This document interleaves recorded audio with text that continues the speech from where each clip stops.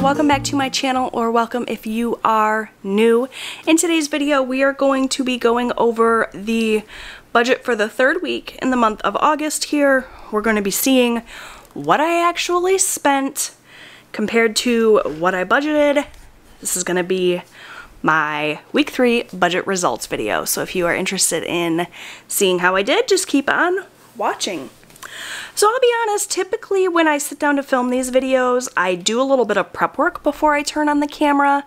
I make sure that all of the bills that I have paid have, all that money has been taken out of my accounts. I sort of make sure that all of my transactions are in order. I didn't do any of that today, so this video might be a little bit all over the place. I got a bit of a later start this morning than I anticipated. I'm still drinking my morning tea, if I'm being honest, so bear with me a little bit, but we're gonna get started pretty quickly here. The first category that I have to sort of reconcile is my grocery and household budget. Let me zoom you guys in just a touch. Grab a pen.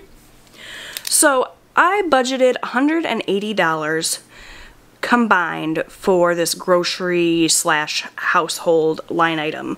Just recently I've started sort of combining my grocery and household budgets, because before I was doing all of my household shopping on Amazon, and I'm trying to be less reliant on Amazon because my Amazon credit card is one of those things that I just use and don't think too much about it, and I want to get out of that habit. So I've been adding my household items to my weekly grocery order through Walmart pickup, and so I did sort of a combination line item here, which I think I'm going to not do in the future, because I had $180 to spend.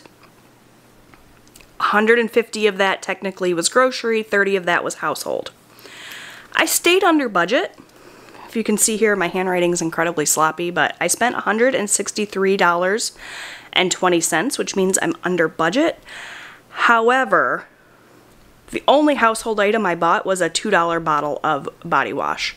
So technically, I was over budget for groceries and under budget for household, which in the grand scheme of things is not a big deal, but I want to kind of keep things separate moving forward so that I can see where the money's actually going, whether it's going to groceries or it's going to household items. It's fine for this week. It's not really that big of a deal. I stayed under budget overall, so that's great, but just moving forward, I think I'd like to break that out again so that I have that information and see what I actually spend on household items, because I feel like I'm maybe over budgeting, like giving myself more money than I need for household items, but I don't know that for sure if I'm combining things. So, short story long, I'm going to be separating things out in the future, but for now, I was under budget. I didn't show you guys, but that was the only transaction I had for grocery, which is this sort of pinky color. So, there's that. Next up, we have car insurance. I budgeted $170 for my car insurance. That bill did come in and was paid, as you can see here, and it came in at $165.75. So, under budget again. Next is my husband's motorcycle insurance, which is a separate line item because we get our car insurance and our motorcycle insurance from 2 different companies just based on the rates we were able to get. We're talking about combining these in the future, so we just have one payment to make things a little bit easier, but we'll see. For now, I budgeted $40. That bill came in at $33.26.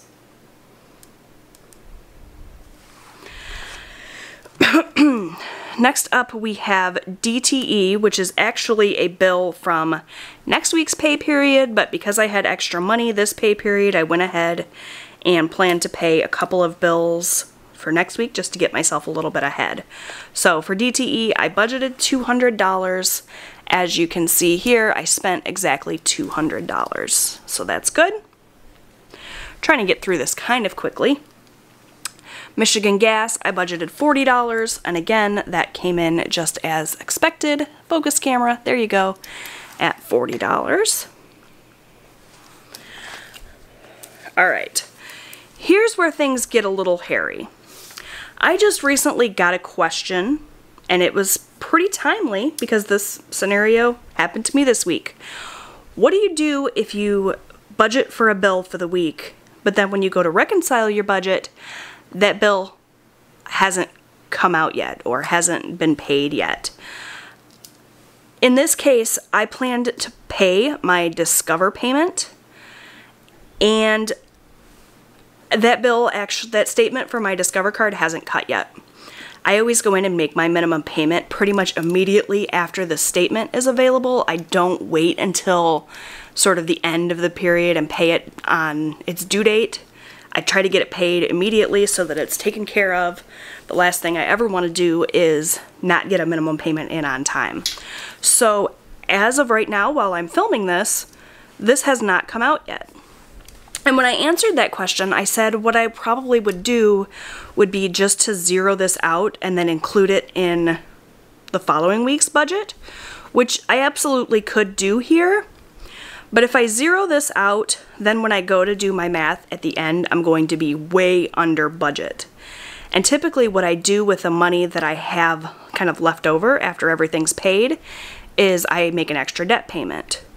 So obviously I don't want to take the $65 that I budgeted for this Discover card and send it as an extra debt payment because I still need to pay this bill.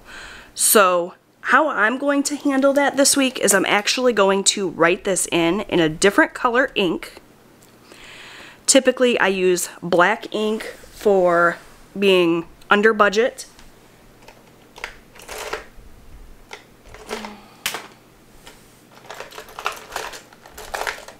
Where is my red pen? I use red ink for when I'm over budget. Today I'm going to pull in a, let's see, I want to put in like a yellow, but I'm worried it's not going to show up, so I'm going to do it in orange. So I know that this money is set aside for this bill, but it hasn't come in yet. And that's how I'm going to handle it. I've never really had this happen before. I don't typically make it a habit to pay a bunch of bills up ahead of time, so this is kind of a first for me.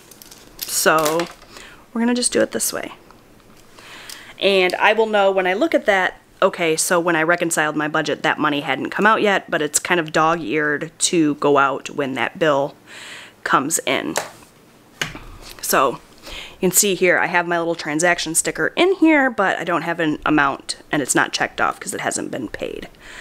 Next we have my Walmart card, which I budgeted $110 for, and it actually came in at $111. So I'm over budget by $1, which kills me. I hate to have to write in the red pen, but it is what it is. And then with Lowe's, it's a similar situation. That bill has not come in yet. Obviously, I don't have it in my calendar until the 29th. Today is the 24th, so I just got a little bit ahead of myself when I was doing my bill planning. So I've got this money from this budget. I'll just kind of set it aside for when that bill comes in. And the great thing is that all of my pens are erasable. So when those bills come in, if they are less than what I budgeted, I'll erase the orange and put it in black. And if they're more than what I budgeted, I'll erase and put it in red. And I think that'll work out okay. That way I don't have to kind of pause and wait to finish reconciling my budget until those bills come in. That's how I'm going to handle that. I don't know if that's the right way to handle it. I always say personal finance is personal. I don't necessarily recommend this method to you. Do what works for you, but this is how I'm going to handle it this week. And we'll see moving forward if that works out or if I have to kind of change things up or do something different next time. Alright, so now we are going to go ahead and do some math and figure out if I am over or under budget here. So I'm going to pull in my phone, which I always use as my calculator, and we're just going to add up these actual amounts. So 163.20 plus 165.75 plus 33.26 plus 200 plus 40 plus 65 plus 111 plus 100. It's 878.21.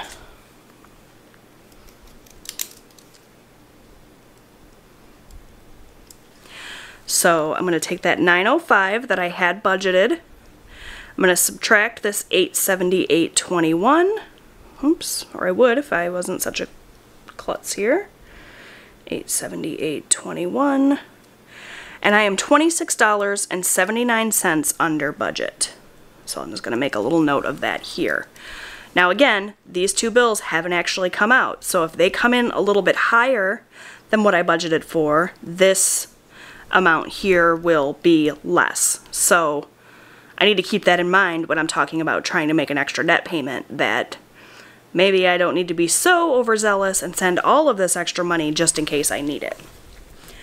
For now, we're going to go ahead and skip to my cash envelope breakdown here and see how we did there. So I had written down that I was going to give Austin $20. I did. I gave him exactly $20, so that came in perfect.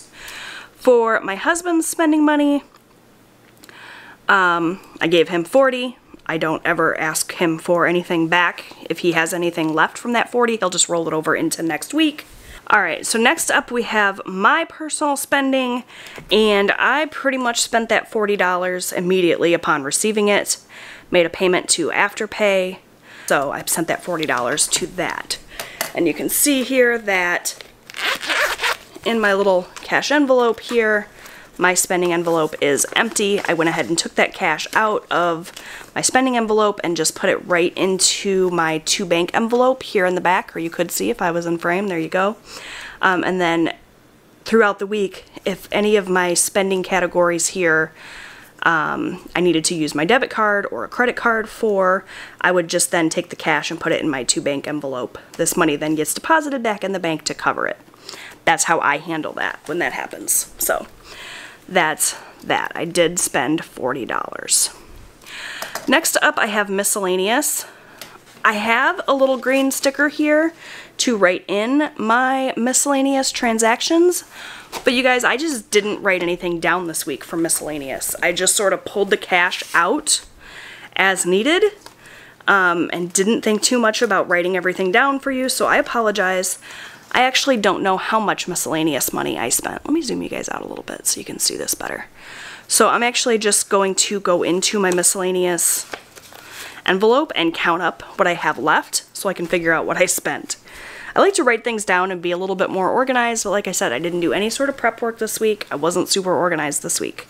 So I have $25, $26, $27. I have a total of $27 in cash. I started out with $50. That means that I spent $23. So this leftover money, I'm just going to stick to the side. This has got an extra debt payment written all over it. We'll see, as long as I didn't go over budget in any of these other categories, which I did in eating out a little bit. So we'll talk about that when we get there. Next up, we have gas. I budgeted $75. I didn't need to fill up at all this week. I didn't need to pump gas whatsoever. You can see there's no little gasoline stickers this week. So that should mean that I have the full $75 in my gasoline envelope.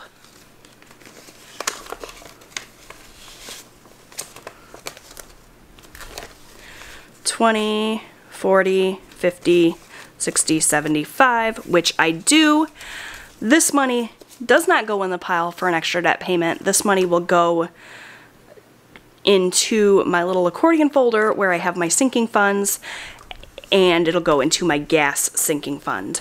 That's the way I handle gas. Anytime that we have money left over that we didn't spend, I stick it in an envelope and we hold on to it for a week when we inevitably use more gas than what I budget for. I don't have that accordion folder here with me. I just didn't bring it out because I was, again, not super prepared for this video. So I'm just going to grab myself a little sticky note here.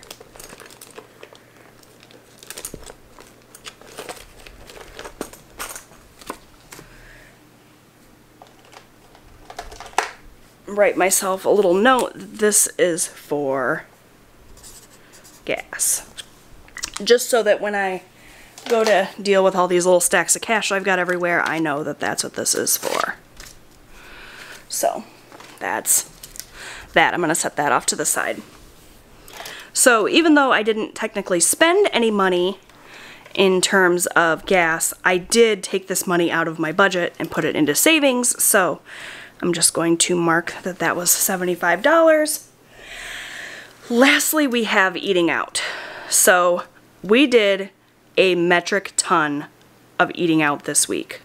So much eating out. One of my goals for August was to spend less on eating out, and I have failed for sure in that area. I budgeted $50 for eating out. Let's go ahead and talk about all of these yellow stickers here, which are all eating out expenses, as you can see in my little key here. I know that I went over budget because when it came time to go to Tim Hortons here on Friday, I didn't have any money left and I swiped my debit card. So I definitely need to get better about eating out. As you can see, the eating out envelope is empty. Some, I think, would say that $50 a week is a lot of eating out money. Others would say it's not a lot. I think it all kind of depends on your income and your habits and whatnot, but I personally think that $50 a week is a lot of money in eating out. That's, you know, on a month where there's 4 weeks, that's $200 a month. And I don't want to spend that much. But realistically, it's what we do. So maybe I need to give up on the notion that I'm going to spend less than that. Some weeks I do. Some weeks, you know, I don't spend as much. Last week, for example, we budgeted $50 and we only spent $40. But I think it's unrealistic of me to expect that I'm going to spend less than $50 on a typical basis. And I don't know what happened, but my little payday sticker here got all smeared. Anyways, I'm going to go ahead and add up all these eating out transactions and figure out exactly how much we did spend. But I know that I'm going to have to use that red pen. So we got $2.75 at Tim Hortons on Wednesday, $11.64 at Burger King. I took my son out to breakfast that morning. $37.10 at KFC. So see, we're already over $51.49.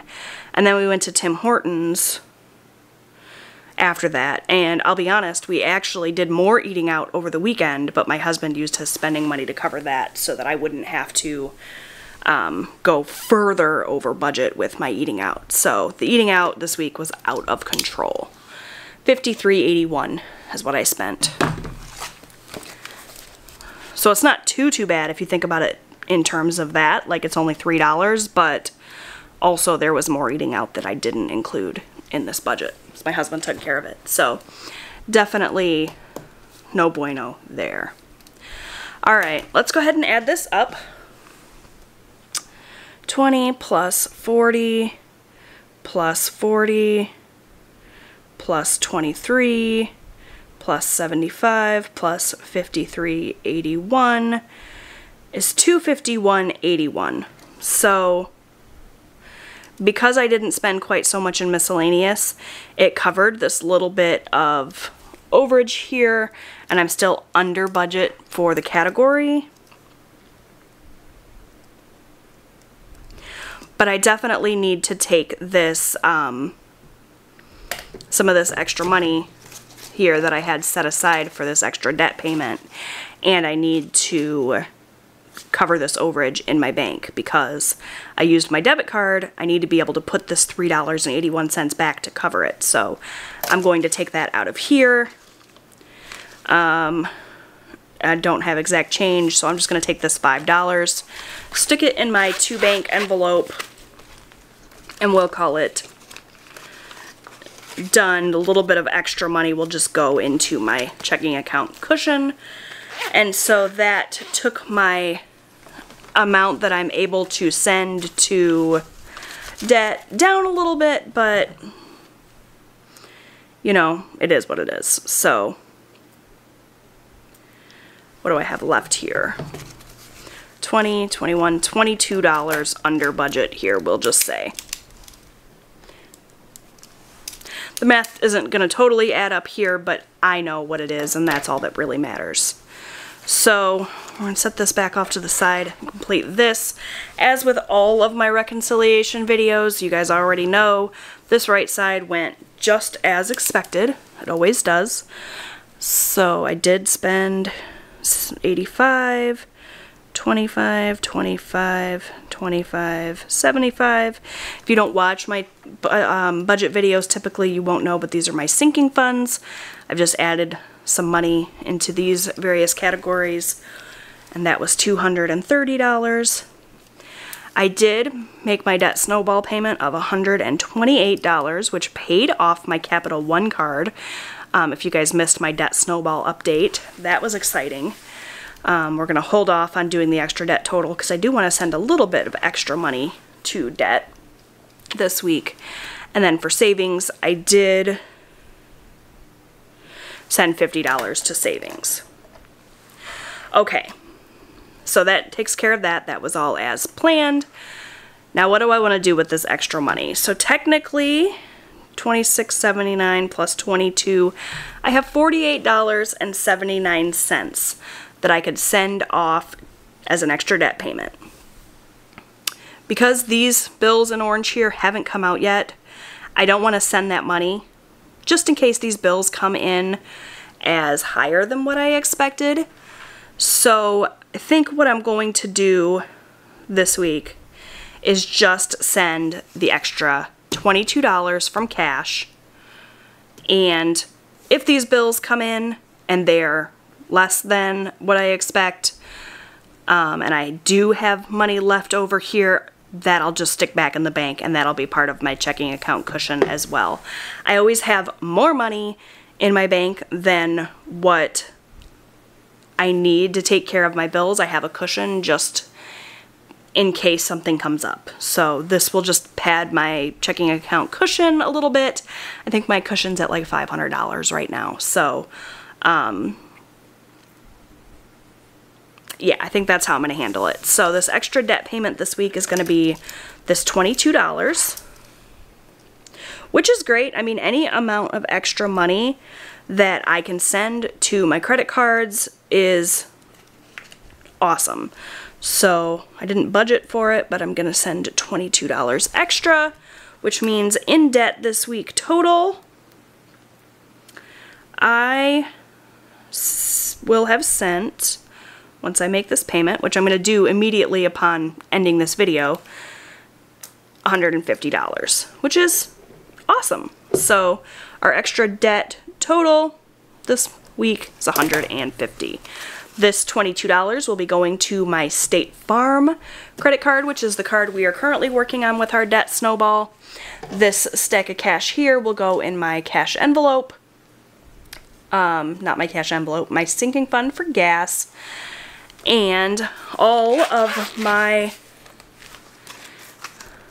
envelopes are now empty and ready to be stuffed for the new week. I'm actually going to stick this $22 here into my to-bank envelope so that I can put that in the bank to cover that payment. And that is going to do it for my budget results video this week. It was a little bit different with the bills that hadn't quite come out yet, and kind of trying to make it work, but I think overall I did make it work. I'm happy with it. Again, I'm not super caught up in these numbers matching exactly. I know that I have the money in the checking account, the extra to cover anything that's not like right on. So I'm okay with that. Again, it may not work for you. I'm not recommending that you do it this way. Whenever I film my budget videos, I'm not really teaching you guys what to do with your budget so much as just sharing what I do with mine. And, you know, if you get inspiration or whatever from it, that's awesome. But this is just what works for me. It's not necessarily what will work for you. Personal finance, as I always say, is personal. Do what works best for you. But hopefully you found this video helpful, maybe gave you some ideas or some inspiration.